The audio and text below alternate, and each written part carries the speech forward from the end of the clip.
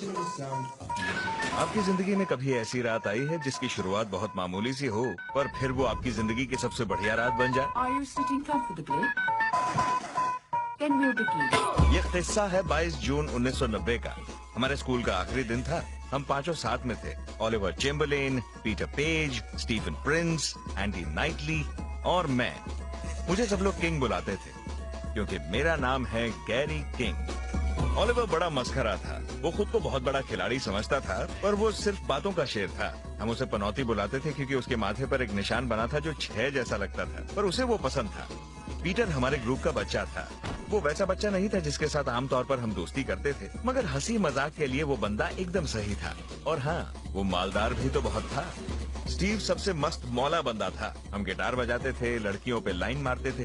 वो शायद मुझे अपना कंपेटिटर समझता था, बेचारा स्टीव। और एंडी, वो तो मेरा लंगोटिया था। मुझे यकीन था कि वो कभी मेरा साथ नहीं छोड़ेगा। उसे मुझसे प्यार था और ये थोड़ा अजीब लगेगा पर वो मेरा भी जिगरी था। स्कूल से निकलने के बाद हमें स्कूल की कोई चीज याद नहीं आने वाली थी सिवाय मिस्टर शेपर्ड के। वो अच्छे इंसान थे। मुझसे अक्सर पूछते थे लाइफ में क्या करना है। मैंने कहा मौज मस्ती करनी है और क्या।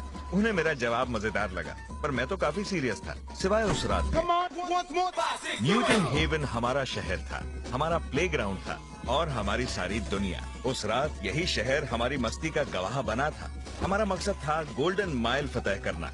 हमें रास्ते में पड़ने वाले 12 पब्स में जाकर नशे में चूर होना था। उनमें शामिल थे the first post, the old familiar, the famous cock, the cross hands, the good companions, the trusty servant, the two headed dog, the mermaid, the beehive, the king's head, the hole in the wall और सबसे आखिर में हमारी मंजिल थी the world's and.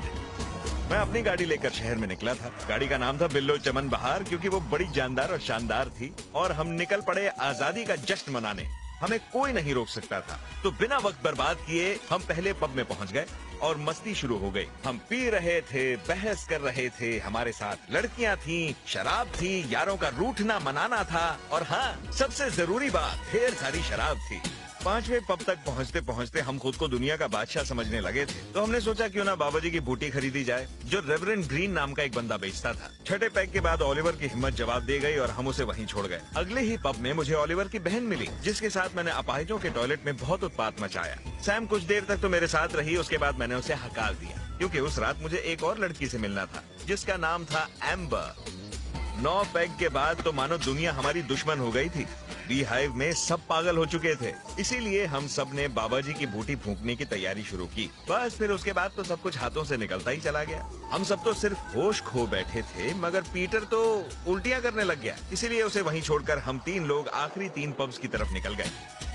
मुझे याद है मैं उस पहाड़ी पर बैठा था। मेरे हाथ खून से सने थे और मेरी टी शर्ट बेयर से, जूते उल्टी से लथपथ थे। अगली सुबह का सूरज निकल रहा था और मैं दिल ही दिल में सोच रहा था कि अब जिंदगी में कभी इतना अच्छा फील नहीं होने वाला।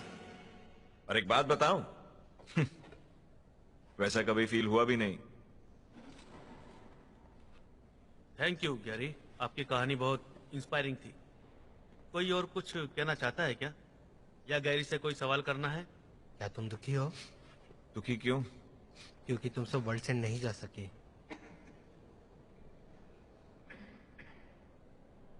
नहीं। तुम अपनी लाइफ के साथ करना क्या चाहती हो? हम आजाद होना चाहते हैं। हमें आजादी चाहिए ताकि जो मन में आया कर सके।